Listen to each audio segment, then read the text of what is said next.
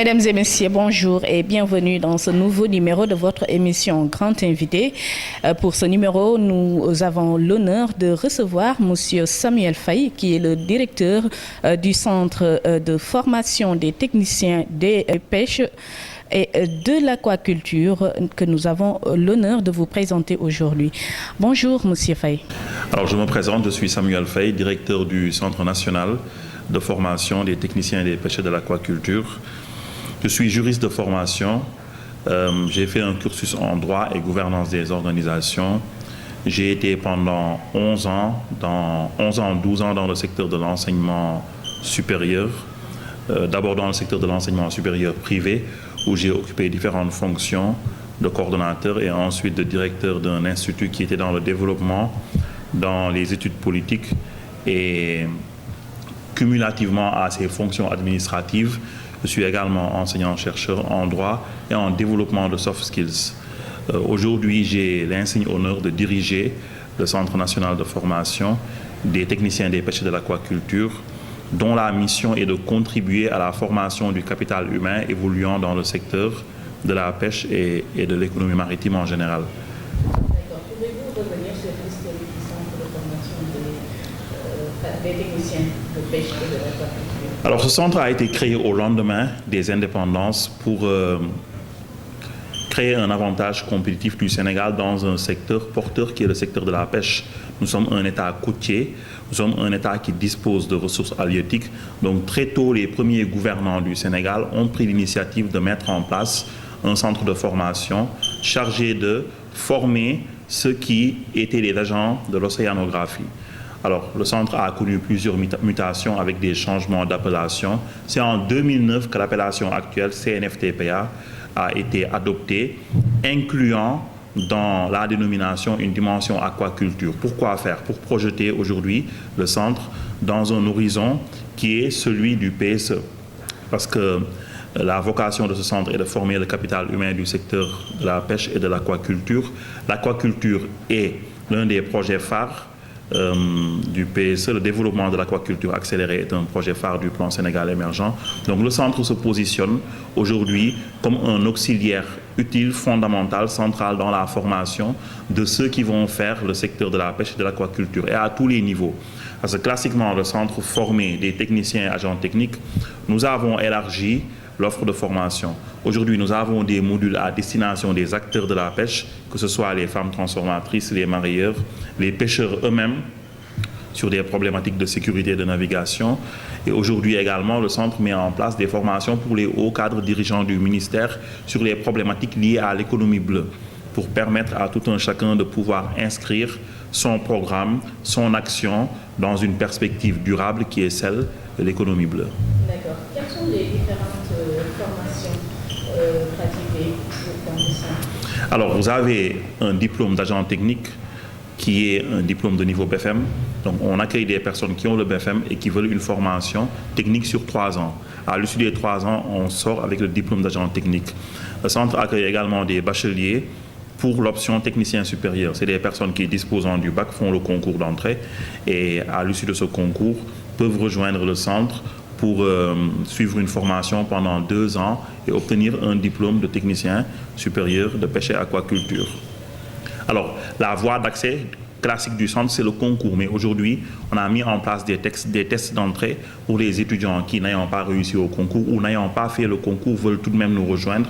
Ils ont cette possibilité, avec des tests d'entrée, de pouvoir rejoindre le centre. C'est la branche privée, la branche payante du CNFTPA. Alors, les coûts sont très accessibles. La formation tourne autour de 285 000 pour certains, 100 et quelques mille pour d'autres. Donc, on est dans vraiment un positionnement qui n'est pas celui du business. La vocation d'une institution publique comme la nôtre n'est pas de faire du business, mais plutôt d'accompagner les apprenants vers leur autonomie sur le plan professionnel. À côté de ces 2 diplômes, nous avons initié, je l'ai dit, des formations courte durée pour des acteurs de la pêche. On a un module sur la gestion et la production des produits halieutiques que nous mettons à disposition des mareyeurs, des femmes transformatrices. On a des modules sur la sécurité et la navigation en mer à destination des pêcheurs. Nous avons initié, je l'ai dit, avec nos partenaires de l'Université Senghor, à Alexandrie et l'Université internationale de la mer en France, un diplôme d'économie bleue pour les cadres dirigeants du secteur. Donc notre offre continue à s'élargir. Nous avons l'expertise qui nous permet, quand nous sommes sollicités sur un sujet qui rentre dans notre domaine de compétences, de construire des contenus pédagogiques qui permettent de renforcer les capacités des concernés. D'accord. Aujourd'hui, quels sont les défis de la formation professionnelle de ce centre? Alors, le principal défi de la formation professionnelle et technique au niveau du centre, c'est essentiellement d'arrimer notre offre aux exigences et besoins du monde professionnel. C'est le défi d'ailleurs de toute école. Les entreprises qui sont dans le secteur de la pêche, l'administration publique, les ONG, les structures entrepreneuriales qui sont dans le secteur de la pêche ont besoin de compétences. Est-ce que le diplômé du centre parvient à répondre convenablement aux aspirations, aux attentes, aux besoins de ce recruteur? C'est à nous de construire une offre qui permet justement une prise en charge optimale de toutes ces attentes. Et nous l'avons fait. Il y a de cela 2 semaines, nous avons acté la réforme à travers le comité des programmes, la réforme du référentiel de formation et de compétences du centre. Notre approche est adossée à l'APC, approche par les compétences, et donc nous avons revu nos contenus pédagogiques, nous avons travaillé avec des experts, avec des acteurs du secteur, avec des recruteurs du secteur, et fort de tous ces échanges, nous avons adopté à l'unanimité un nouveau référentiel qui propulse l'apprenant vers un nouvel horizon, qui est un horizon dans lequel l'apprenant aura toujours une colonne vertébrale technique solide, donc la dimension technique de la formation elle est renforcée, mais à côté de cela, l'apprenant développe d'autres compétences sur les questions entrepreneuriales, managériales, qui lui permettent de pouvoir davantage s'autonomiser, pouvoir évoluer mieux dans le secteur privé et demain être un créateur de valeur également à travers l'entrepreneuriat. D'accord. Et on sait tous que la problématique de l'emploi des jeunes ou de l'insertion des jeunes dans le domaine professionnel est une réalité au Sénégal. Quelle est la stratégie mise en place par le centre pour accompagner ces étudiants afin de trouver un emploi? Alors c'est à 2 niveaux. Le premier niveau, c'est à travers le programme, parce que pour s'insérer, il faut disposer d'un programme de formation qui vous permet d'être apte à répondre aux besoins et attentes de l'entreprise. À travers cette réforme, on fait un grand pas vers la professionnalisation, une meilleure professionnalisation de nos apprenants. La deuxième chose, c'est les services que l'établissement, que le centre met à la disposition de ses apprenants. Nous avons, et c'est consacré par le décret, une direction des stages. Cette direction des stages qui doit être pourvue a vocation à accompagner les jeunes vers leurs projets d'insertion. Nous avons aujourd'hui un service développement et ce service développement a pour mission de capitaliser sur tous nos partenariats et continuellement de chercher des entreprises, des organisations qui sont à même d'offrir des perspectives à nos apprenants. Donc en qualité d'école, voilà les services que nous délivrons à nos apprenants.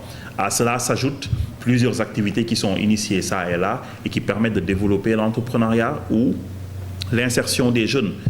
En guise, à titre d'exemple, je peux donner le cas d'un incubateur, Océane Incube, que nous sommes en train de mettre en place et qui va accompagner nos porteurs de projets, nos startups, pour leur permettre de se structurer, de se développer, d'aller cueillir les financements qu'il faut et ainsi donc de se positionner demain comme des entreprises vivantes, viables, créatrices de richesses et des entreprises qui créent et génèrent de la valeur. D'accord. Et par rapport à ce financement-là, est-ce que vous avez d'autres partenaires en dehors de... Alors, on n'a pas de partenaire aujourd'hui qui finance. Nous sommes une structure étatique.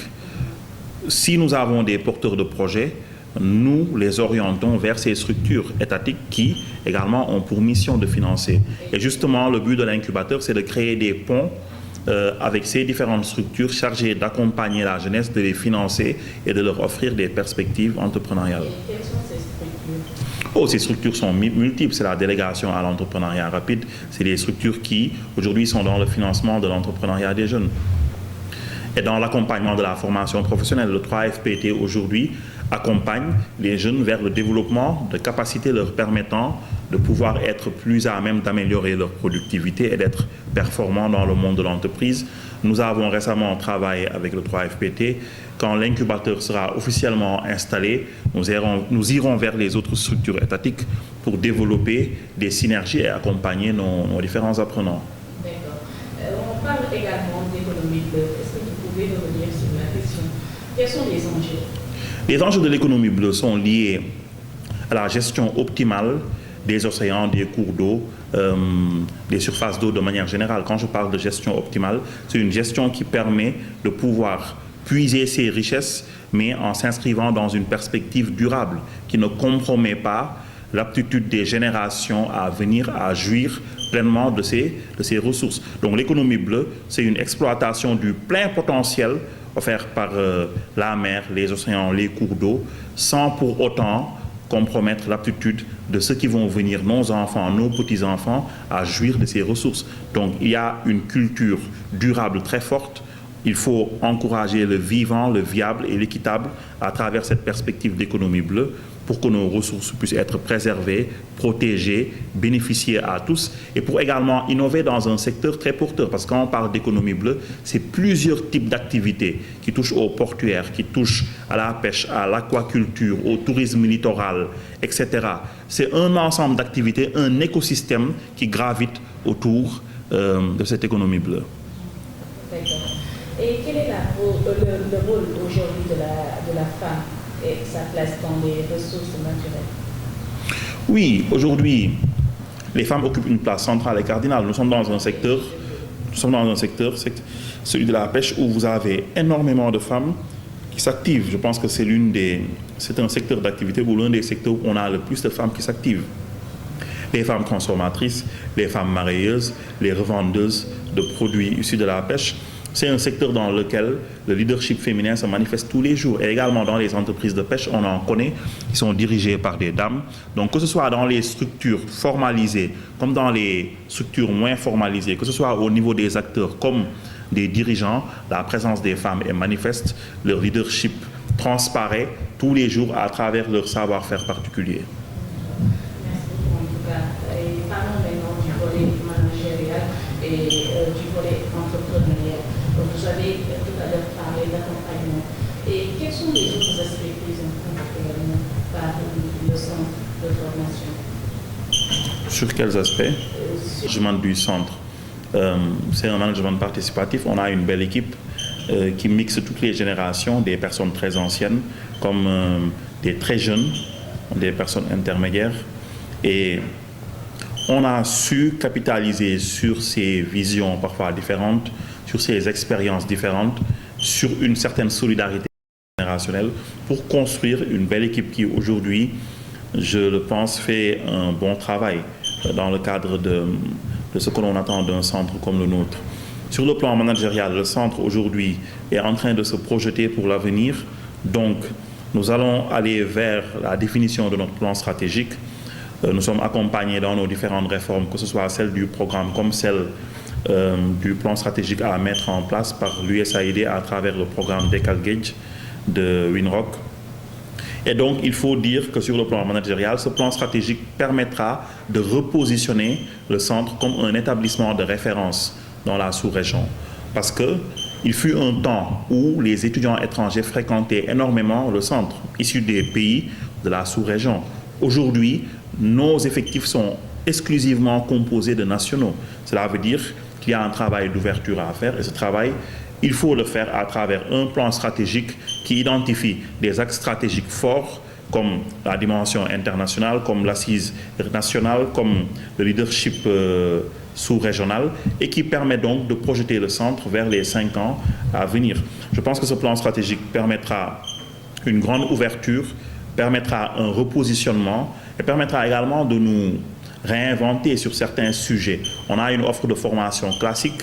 Aujourd'hui, il y a d'autres niches à aller porter. Il y a d'autres secteurs qui sont dans le domaine de l'économie bleue à aller peut-être chercher. Donc voilà, sur le plan entrepreneurial, le centre aujourd'hui, je l'ai dit, a mis en place ou va mettre en place un incubateur. Et le rôle d'un incubateur, c'est d'offrir à l'entrepreneur des chances de réussir dans son business. En quoi faisant? En lui offrant l'accompagnement sur le plan administratif, sur le plan juridique, parfois sur le plan technique, sur le plan managérial, sur le plan digital, afin que celui-ci puisse disposer d'un ensemble optimal de possibilités lui permettant de développer son activité économique. Et je pense que le projet est déjà ficelé. Les contenus pédagogiques ont été identifiés. Reste la mise en place, le lancement et après la sélection des startups qu'on va accompagner et le programme qui tient sur 18 mois. On sait tous aussi que les produits halieutiques transformés ont besoin de conservation. Mais par rapport à cette conservation également, il y a des problèmes de matériel, soit le matériel n'est pas, ou bien l'accompagnement n'est pas. Qu'est-ce que vous avez mis en place exactement pour vous occuper de la conservation? Alors, nous disposons d'un laboratoire ultra moderne avec des équipements de haut niveau qui permettent aux étudiants sur toute la chaîne de valeur, qualité, microbiologie, ichthyologie, biologie, de pouvoir se positionner et de pouvoir disposer des équipements nécessaires pour faire convenablement leur travail. Biochimie, etc. Donc nos apprenants aujourd'hui disposent des équipements, des installations qui leur permettent de pouvoir, sur toute la chaîne de qualité, avoir les contenus et les équipements nécessaires. Est-ce que vous savez également le nombre de personnes, de professionnels qui ont pu bénéficier d'un renforcement de capacité au niveau du centre? Alors, les alumni du centre tournent autour de 1000 personnes. Je pense qu'ils constituent aujourd'hui l'essentiel des ressources humaines du secteur de la pêche, les alumni. Dans le cadre de nos programmes de renforcement de capacité, nous sommes à une cinquantaine de personnes formées. Aujourd'hui, nous avons initié ce nouveau programme avec ces nouveaux contenus au mois de mars-avril. Et donc, c'est un produit que nous avons testé. Nous avons discuté avec les acteurs pour voir l'impact de ces formations à la carte sur l'amélioration de leur productivité, de leur rendement. Donc, fort de ce retour satisfaisant que nous avons eu, c'est des offres qu'on va davantage stabiliser et aller en quête de partenaires pour démocratiser davantage la formation. Parce que la vision du ministre des Pêches et de l'économie maritime, M. Alioune Ndoye, vision qu'il a rappelée lors de ses multiples allocutions au niveau du centre, c'est de démocratiser et d'ouvrir la formation à toutes les couches évoluant dans le secteur de la pêche. Et donc, une formation purement destinée à des apprenants de niveau BFM, de niveau bac est très bonne. C'est une approche technique et le ministre souhaite aller au-delà. Aller au-delà, c'est s'ouvrir à tout ce qui évolue dans le secteur et qui ont tous besoin de compétences supplémentaires. Le pêcheur a besoin de compétences en navigation, en sécurité. La femme transformatrice a besoin de développement de capacités ou de renforcement de capacités sur la transformation, les procédés innovants, sur la qualité. Pareil pour le marailleur, sur la conservation des produits. Nous avons des formateurs qui ont pour certains à leur actif plus de 40 ans d'activité dans le secteur et qui donc sont à même de pouvoir prendre en compte de manière satisfaisante ces besoins. D'accord, merci beaucoup d'avoir répondu à toutes ces questions. Je vous rappelle que vous suivez votre émission Grand Invité. Aujourd'hui, nous recevons M. Samuel Faye, qui est le directeur du centre technique, du Centre national des techniciens, voilà, du Centre de transformation des techniciens. Centre national de formation. Des techniciens de pêche et de l'aquaculture. La dénomination est très longue. J'ai des partenaires, des parents qui ne parviennent pas à reproduire CNFTPA. C'est vraiment long. Il faudra qu'on y pense. J'ai ce problème-là à relever. Il faudra qu'on y pense. On parle également d'industrialisation et du développement durable. Qu'est-ce que vous pouvez nous dire? Alors, l'industrialisation est une étape nécessaire pour l'émergence et le développement. Il n'y a pas d'industrialisation possible sans une formation technique, un capital humain performant. Ce n'est pas possible. Et l'État du Sénégal l'a compris. C'est pour ça qu'à travers les différentes politiques publiques mises en place, le paquet et autres, l'État du Sénégal cherche à renforcer la formation et à l'arrimer à notre vision d'émergence et de développement. C'est fondamental. Cette formation technique doit permettre de répondre à toute la chaîne de valeur industrielle, proposer des compétences pour toute la chaîne de valeur industrielle. Et ça, le défi d'un pays comme le nôtre, qui veut se propulser vers l'émergence et vers le développement. Toute la chaîne de valeur d'une usine, les différentes compétences dont on a besoin pour réparer, pour entretenir et pourquoi pas créer, fabriquer des engins, toute cette chaîne de valeur doit être maîtrisée si on veut s'acheminer vers l'industrialisation. Le retard que certains pays d'Afrique ont eu, c'est justement dû au fait que ces compétences nécessaires pour l'industrialisation, ce capital humain porteur d'une industrialisation forte, on ne l'a pas sur toutes les questions et sur tous les domaines industriels. Ce qui fait que beaucoup de compétences sont nécessairement sous-traitées. On n'est pas encore des pays producteurs d'engins et d'équipements, d'infrastructures qui permettent l'exploration, le développement de certaines choses. Et donc, notre défi à nous, c'est demain de pouvoir nous positionner sur toute cette chaîne de valeur. Et je pense que l'État du Sénégal en est conscient.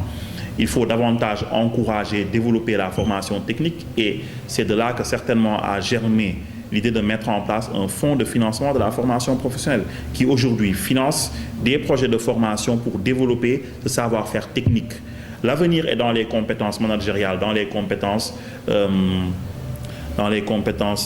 autres. Mais notre cœur de métier aujourd'hui, la pêche, l'agriculture, arrimé à nos potentialités en termes d'économie, à nos priorités économiques comme la sécurité alimentaire, l'autosuffisance et autres, c'est dans ces chantiers-là qu'on pourra nous construire. Donc c'est là-bas qu'il faut investir, c'est là-bas que se trouvent les enjeux du développement d'un capital humain performant et les réformes attendues sont en train de se faire, fort heureusement. Quelle place occupe la pêche et l'aquaculture dans l'économie nationale? C'est la première activité pourvoyeuse de devises au Sénégal. L'une des premières activités. Entre les différentes années, le classement peut évoluer, mais de manière stable, la pêche a été pendant très longtemps la première ou la principale activité pourvoyeuse de devises au Sénégal. Est-ce que vous avez un message à lancer à vos élèves, à la société? Oui, le message, c'est un message d'espoir. Moi, je suis un afro-optimiste, donc je crois profondément en nos potentialités, en notre aptitude à pouvoir innover, créer de la valeur et être un exemple, constituer un exemple pour le monde. C'est valable sur le plan individuel. La personne aujourd'hui, le jeune citoyen d'Afrique, a sa partition à jouer dans le jeu de la mondialisation, dans le jeu du panafricanisme. C'est valable également à l'échelle des organisations. Nos organisations ont une connaissance, un savoir-faire, une expertise locale qui peut concurrencer avec les plus grandes et les plus belles expertises au monde. Donc il nous faut une vision forte, il nous faut plus de confiance en nous et il nous faut, je crois, plus de synergie et plus un esprit collectif. Apprendre à jouer ensemble, à rester sur l'essentiel, à cheminer, à nous donner la main et à rester focus sur l'essentiel. Je pense que quand on arrivera à mettre en place tous ces ingrédients, l'Afrique sera l'Eldorado du monde et c'est en train de se passer dans certains pays d'Afrique. D'accord. En parlant tout à l'heure de panafricanisme, est-ce que la communauté sous-régionale est représentée dans ça? Alors, pendant longtemps, oui. Pendant longtemps, on a accueilli des étudiants qui venaient de tous les pays du continent. Aujourd'hui, un peu moins. Et c'est pour ça que dans nos priorités, il y a le repositionnement de la destination Sénégal sur les aspects liés à la formation en pêche et en économie maritime. Il faut faire un diagnostic. Au lendemain des indépendances, on a eu beaucoup d'élèves. D'ailleurs, les premières promotions de techniciens supérieurs étaient essentiellement composées d'étudiants venant d'autres pays de la sous-région. Après, le diagnostic, il est profond, il remonte certainement sur plusieurs années. Il faut le faire de la manière la plus scientifique possible. Certains pays sont dotés de plateaux pédagogiques leur permettant de répondre eux-mêmes à leurs objectifs. D'autres pays ont toujours besoin du Sénégal, mais peut-être peuvent s'orienter vers d'autres destinations. Donc il y a juste un travail de repositionnement à faire. Vous savez, sur le plan économique et dans tous les domaines, c'est le jeu de la concurrence. On va vers celui qui est le meilleur, celui qui est le plus performant et celui qui a le plus à offrir. C'est ainsi que fonctionne aujourd'hui l'économie mondiale. Les gens reviendront certainement vers nous si, à travers ce centre, on parvient à montrer pour d'autres pays les enjeux liés à une formation forte en pêche, aquaculture, économie bleue. Et si nous parvenons à nous doter d'un plateau avec des contenus pédagogiques tellement performants qu'ils auraient besoin de venir vers nous pour bénéficier de notre expertise. C'est le libre jeu de la concurrence. Moi, c'est ce en quoi je crois. C'est ce qui fait évoluer nos sociétés. Il ne faut pas être dans une perspective de fermeture. Il faut toujours s'ouvrir, voir ce que font les autres. Quand d'autres viennent nous concurrencer dans notre propre secteur, faire du bench, voir qu'est-ce qu'ils font, est-ce qu'ils le font mieux que nous, et nous améliorer de manière continue pour continuer à être performants. Moi, je suis convaincu que ce centre qui a une histoire, qui a des infrastructures, qui a des contenus pédagogiques performants, va jouer pour les années à venir un rôle de premier plan dans la formation des ressources humaines de la sous-région. Donc, il n'est pas exclu que pour les années à venir, beaucoup plus d'étudiants venant d'autres pays. C'est notre vision, c'est notre volonté et je pense que le Sénégal, pendant des années, s'est positionné comme un pays de référence, un hub éducatif. C'est une force. Il faut qu'on continue à capitaliser et d'ailleurs, il faut qu'on puisse même mieux raffermir notre positionnement. Je vous l'ai dit, j'ai été pendant des années dans le secteur privé, dans l'enseignement supérieur. Nous avons vu des centaines, des milliers d'étudiants venir au Sénégal, préférer la destination Sénégal parfois à des pays d'Europe qui leur offraient des perspectives. Donc nous restons un hub éducatif fort. La destination Sénégal sur les questions liées au savoir, au développement de compétences, de connaissances, aux études, à l'éducation, à la formation, reste une destination privilégiée. C'est un avantage comparatif que l'on a par rapport à d'autres pays. Il faut le renforcer, il faut y travailler, il faut réinvestir là-dessus. Et il y a tout un écosystème à construire autour. Un mot d'encouragement, c'est des start-up, c'est des entreprises, structures jeunes qui sont dans le secteur de l'audiovisuel. C'est très important de valoriser le savoir-faire local. Ce centre n'est pas très connu du grand public, donc merci pour le choix porté sur le CNFTPA. Merci d'être venu nous visiter. Merci de mettre en lumière, en relief ce qui se fait au niveau de cet établissement historique. Et vous avez tous nos encouragements. Vous avez fait montre d'un grand professionnalisme et nous vous encourageons et espérons que votre structure connaîtra un développement fulgurant. Le paysage de l'audiovisuel en a besoin. Merci. Amis téléspectateurs, c'est fini pour aujourd'hui. Nous avions l'honneur de recevoir M. Samuel Faye, qui est le directeur du Centre de formation des techniciens de pêche et de l'aquaculture. C'en est fini pour ce numéro. Merci de l'avoir suivi et excellente suite de programme. Rendez-vous est donné la semaine prochaine dans un autre numéro.